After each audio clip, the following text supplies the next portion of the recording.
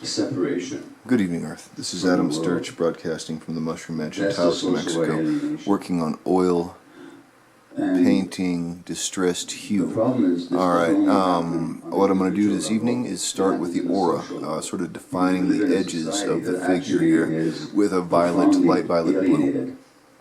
And we live in a society that actually validates our invalidity.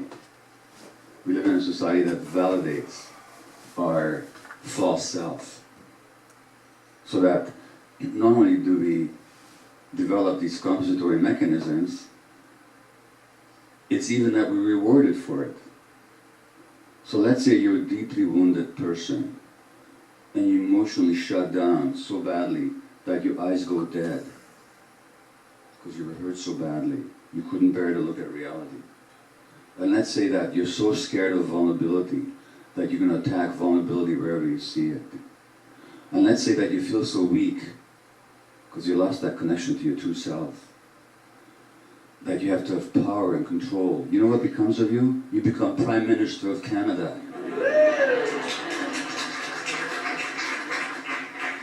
That's a deeply traumatized person that was just displaced. He is. He is. And now we've elected another one. Maybe not quite so traumatized. Maybe not quite so wounded. Maybe a little bit more connected. Maybe a little bit. That's the best we can hope for.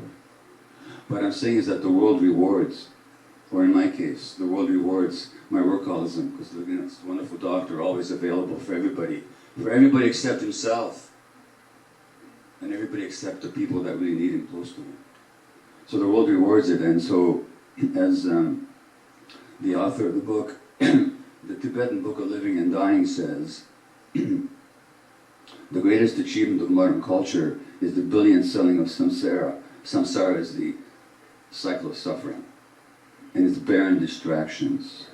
Modern society seems to me a celebration of all the things that lead away from truth, make truth hard to live for, and discourage people even from believing that it exists. So not only do we suffer this trauma because our parents were unconscious or so hurt themselves that they simply couldn't help traumatizing us, we then have a world that validates the falseness, that validates the personality which was developed as a compensation for the loss. And that's why it's so difficult. And that's why even when people go into ceremony with a plant or with LSD, which is not a plant, but a substance, or holotropic breathwork, or meditation, and whatever experiences they have, and there are experiences of tremendous insight that people can journey through these various modalities. The real difficulty is not in having those experiences. The real difficulty is then how do you make that experience live in your life? How do you manifest that insight in your daily living when the world is so intent of unrobbing you of the very truth of things? Because the economy, the capitalist economy, depends on your false sense of self. If you were truly too connected to yourself, you wouldn't buy most of the products that you buy. At least you wouldn't be so attached to them.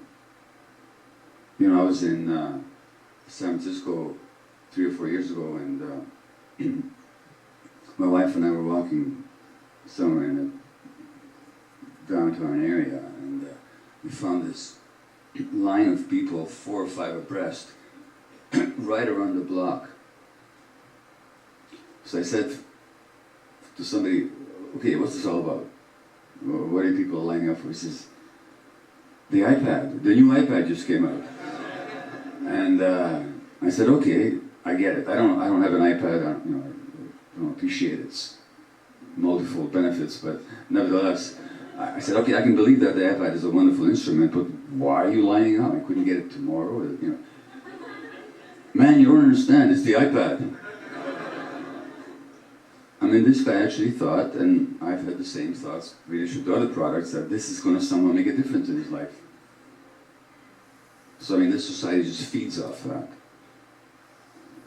So then, let me tell you a few things that I've learned in this psychedelic experience. And I began to work with ayahuasca about 8 years ago now, I guess, when my book on addiction came out, and I kept getting these emails or of questions of my speaking engagements. What do I know about ayahuasca and the healing of addiction? And I'd say, well, I don't know anything about it really. And next question. And a week later, another email or another inquiry, what do you know about ayahuasca and the healing of addiction? I said, nothing. Next question. And I finally started getting annoyed. And I've said this before, but I started feeling like Brian in The Life of Brian. Have you seen that movie? Where people think that Brian is the Messiah, and they keep genuflecting, and they keep, wanting to worship him. And he's saying, listen, I'm not the Messiah, leave me alone. But finally he gets sick of it, and he says, okay, I'm the Messiah, now fuck off, okay? And these people come to him and say, how shall we fuck off, my Lord?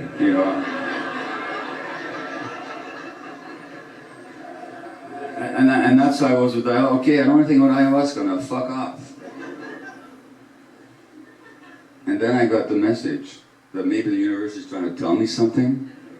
I do have a thick brain, a very thick mind. And I was working with psilocybin this summer with a therapist in San Francisco, and I did say to her, listen, you better give me a whole whack of it, because I have a very thick mind, But I got it, there was a message here, and so then I began to work with it, and I really see how it can help.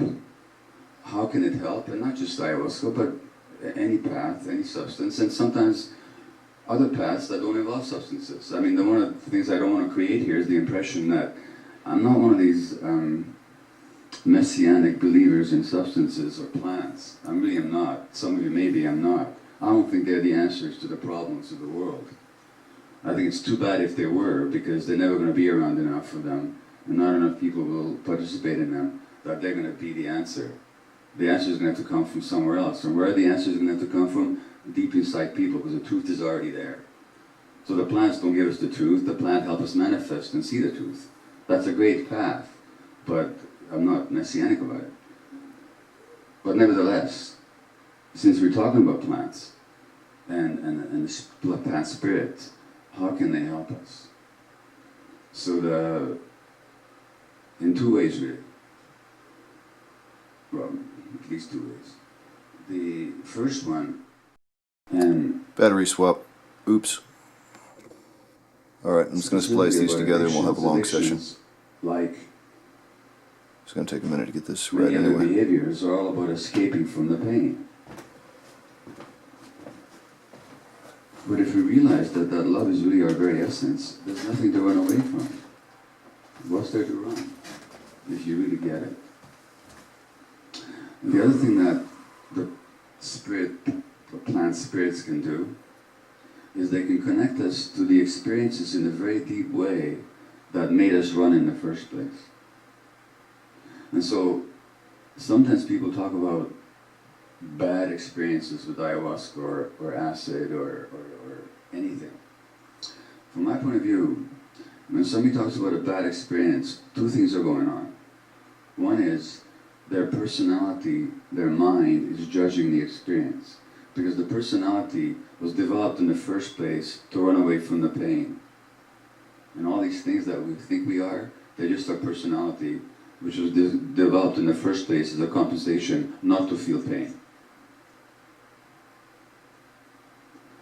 But secondly, it also means that when they had that experience, they didn't have the right guidance.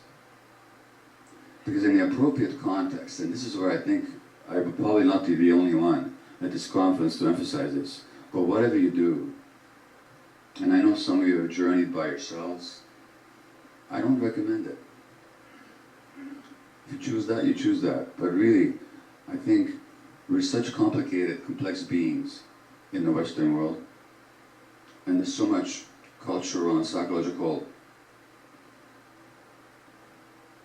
barrier between who we think we are and who we actually are, that it's really safer to engage in these journeys with people that are experienced and somewhat wise in helping us guide us through it. So when somebody talks about a bad experience, I say, no, you didn't have a bad experience. What you had is an experience where you experienced pain. What you had was an experience where you were in touch with a lot of fear, maybe even terror. But that pain and that terror, you've been carrying inside yourself all your life. And you've been running away from it all your life. It's not a bad thing to experience them. It's only bad if you have no means to digest the experience, to understand it, to put it into context, and to move on for it. So when I work with people with ayahuasca, or when I go into an experience myself with some other guide, whether with 5-AME or DMT or whether with psilocybin or whatever it is, I don't care whether pain is going to come up, fear is going to come up, terror is going to come up. In fact, if it comes up, so be it, because it's only coming out because it's already there. Would I rather be aware of it and know it and revisit it with the awareness and the strength and the mind of an adult? Or would I keep myself still in denial of it? So there are no bad experiences. There are only experiences whose meaning you haven't divined, you haven't had the guidance to understand, and you haven't had the support to integrate into your life. So for me, it's never about beautiful experiences, entities, songs, beautiful colors. If that happens, that's great. That's what you're meant to have at that time. I'm not putting that down, but that can't be the intention. The intention has to be the truth, whatever the truth is. And if the truth at that moment is painful, that's great. That's great. Because once we realize, our essence, well, first of all, once we realize the degree of pain that we each carry, the fear that we each carry. Let me give you a quote from Almas. He says, the child is very open and can feel the pain and suffering going on in its immediate environment. The child is aware of its own body and can also feel the tension, rigidity, and pain in the body of the mother or of anyone else he's with. If the mother suffers, the baby suffers too. The pain never gets discharged. The organism does not develop the confidence that it can regulate itself, and that things will happen as they should. And if the pain and suffering continues, they will have a disintegrating effect on the organism, and the child will experience organismic fear for its very survival. So when people at our ceremonies experience terror, I say congratulations, you've gone back to your experience as an infant. This is a memory. This is not who you are. And underneath that fear is that connected self that knows no fear. What's there to be afraid of when you're connected to everything?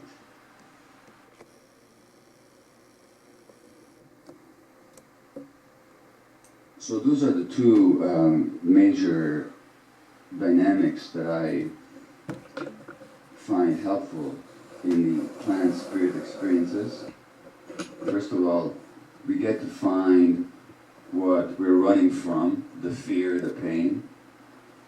And if we're fortunate enough, then before or after, we also get to experience the depth of who we are, which also means... Alright, now do the lower portion, and we'll have the aura sit. And then the issue becomes then, how do you incorporate that, how do you integrate that into your life? And so I have to emphasize here the importance of integration. So don't expect the insight, which is like a door opening, to save you, because it won't. Because you can have that experience in the moment under the influence of the particular substance that you've been working with. But unless you are intent on taking that substance all the time, which you can't, then you better find ways of integrating that insight into your life. And that takes daily work. That takes daily work. So the post-ceremony, or the post-event, the post-experience integration is at least as important as the experience itself. Otherwise, you're just going to keep going back, looking for the same experience over and over again. And nothing necessarily will have shifted for you. There are some people, with or without substances, who are able to have a transformative, transcendental experience that really does rewire them permanently. But I've met very few of those people. I've met very few of them, if any. I know of some. But for most of us, it's ongoing work. So the experiences can open the doors of perception. They can give us glimpses or deep but momentary experiences of our true selves. But then the work is to go back and keep clearing out all the accumulated debris that we've took on ever since early infancy to compensate for the loss. So when you understand my definition of trauma, which has to do with that disconnect, then you understand that trauma has many different manifestations. There's a psychological, emotional aspect of trauma, which is that disconnect from the self, and therefore also a relationship to the world. So a traumatized person, and by my definition, most of us are traumatized. We live in a different world. We live in a world where we're alone. We live in a world which is perhaps dangerous. We live in a world that's indifferent. We live in a world where we have to constantly having to work to validate ourselves. That's the world we live in. And the Buddha said very clearly that it's with our thoughts, with our minds that we create the world. That's the world that we create. The problem is, this is the task of modern psychology perhaps, this is where modern psychology can so usefully blend with ancient spiritual teaching, is that before our minds create the world creates our minds. And so we have to go back to who we were before the world created our mind. In terms of mental health, depression, anxiety, addiction, psychosis, these all begin as compensations. You might think, how can depression be a compensation? Well, let me give you an example. Let's say you have a 2-year-old and she's angry with you.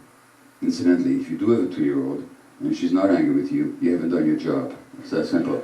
Because she cannot have a cookie before dinner. And she can't have a shiny knife to play with. And she can't pull the dog's tail.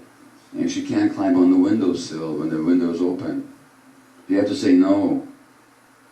And 2-year-olds, like many of us as adults even, can't distinguish between their needs and their wants. So when you frustrate somebody's perceived needs, they get aggressive. Frustration is the engine of aggression, as my friend, the psychologist Gordon Neufeld says. So the child gets aggressively angry because she couldn't have that cookie. Nothing wrong with that, so long as you're not threatened by the anger. But what if you grew up in a family where there was rage a lot, where your parents were in conflict, rageful conflict, and you have this intrinsic and innate, implicit memory of fear whenever you experience or witness anger. And then unwittingly, you give the message to your 2-year-old that good little girls don't get angry. What the child is getting is not that good little girls don't get angry, but that angry little girls don't get loved. And what will she do with the anger? Since she can't do without your love, she cannot. She's going to push the anger down. What's the word for pushing something down? Depression. And 30 years later, she'll be diagnosed with depression. And somebody will hand her a pill. And that pill, which I'm not against, I've taken them, they can be helpful, but they're not the answer. The answer is to actually, what is it that I pushed down? And why did I? And do I still need to? In other words, to reconnect again with the real self. So mental health issues, they all begin with compensations. the tuning out of ADHD is not a disease. It's a coping mechanism to deal with overwhelming stress. These temporary compensatory mechanisms become a source of pathology later on. Physical health. When you suppress yourself in order to please others, because of the mind and the body being one unit, they're inseparable. This is not my particular insight. This is what science shows us. And as I was saying to a medical colleague just a few minutes ago, that the problem with medicine is we keep talking about evidence-based practice, but we ignore much of the evidence. And the evidence is that when you suppress emotions, you're actually suppressing the immune system as well. For the simple reason that you can't separate the mind from the body. Scientifically, you can't. And the consequence is then the immune system will attack you, and now you have autoimmune disease like multiple sclerosis or rheumatoid arthritis, or you get cancer. That too began as a compensation. That pushing down of emotion was how you compensated for your parents' inability to handle your emotions. Trauma has then impacts on physical health, on your relationships, and finally, of course, it's got a spiritual aspect because, and spirituality is such a loaded word in the sense that we all load it with their own particular meanings, but I'll give you my own general understanding of it, which is spirituality is the awareness that we're not our personalities, that we're not just our bodies, we're not just our thoughts and our emotions, there's something deeper, more eternal, more connected about us, and that connection is with the universe. Well, when you're traumatized, you shut that down too. So this is where the plant medicines can be so helpful. And I've known people that are healing from significant autoimmune diseases that they were given up for dead by medical doctors. People that are healing or have healed from multiple sclerosis, from suicidal depression.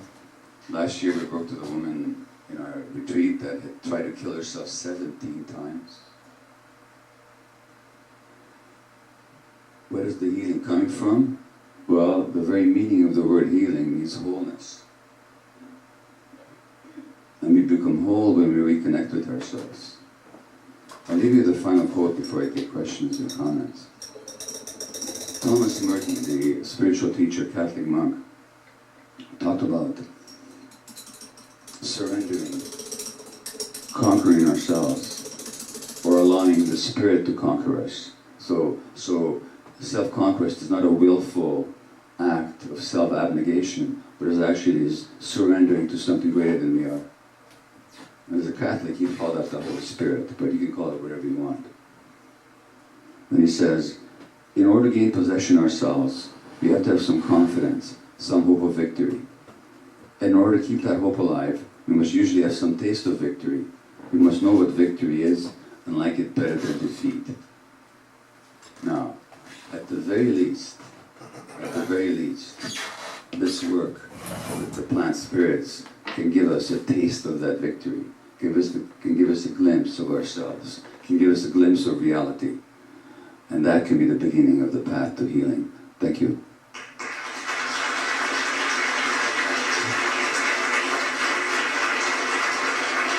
Thank you. So, as we haven't had any sessions with questions and answers yet, haven't said anything about that, our normal hope and expectation is that it be a question and not a statement, because that can sometimes go on too long. In this case, it's up to Gabor, because we actually have a little over 15 minutes, so I'll let him guide that. But the other thing I want you to do is come to these microphones, because everything's being recorded, and just line up on either side if you want to ask a question. Thank you. Hi, Rocky. I'd like to know how could me, go about getting a treatment, as it were, for... treatment? Yes, psilocybin. Where does one go for a safe place to do that? Okay. There are people here I think everybody sees you.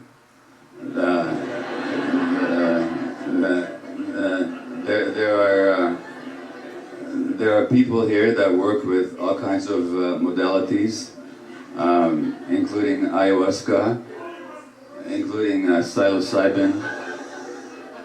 So those of you that work with such substances and are willing to help this friend, please meet him afterwards.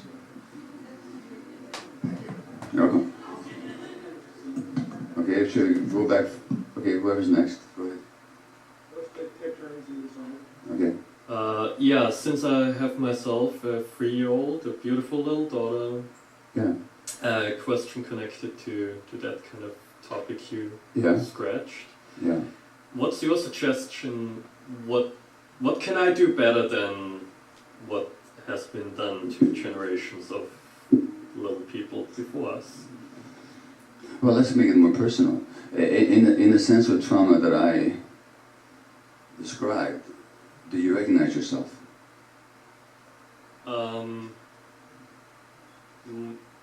Yes, I'm recognizing myself as the parent that gets angry and annoyed.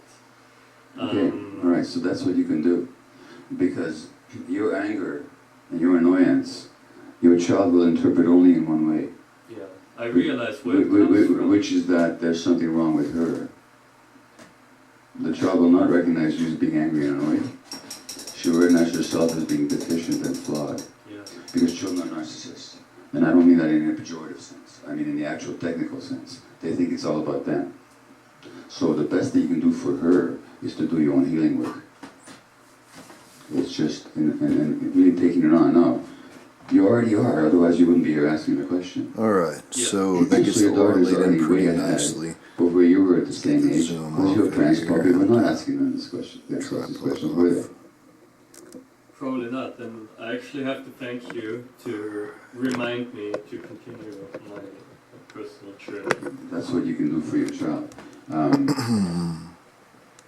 will also recommend that you read one of the books I wrote, so which is on parenting. It's called Hold On to Your Kids. you can see that defines the hands, gives the face that's a important. bit of What you do more for yourself. character and solidity, I didn't and understand your answer. Okay, I wrote tapers a book called into a Hold On to Your larger Kids. glow, It's for parents. or expands into a larger glow at the bottom and tapers towards the top to keep the perspective kind of dramatic. So that's it for the moment. Gonna let that sit and see where it goes from there. Thanks for watching. That's Adam Sturch broadcasting from the Mushroom Mansion, Taos, New Mexico, working on oil painting Distressed Hue. Thank you very much. Have a good night, Earth.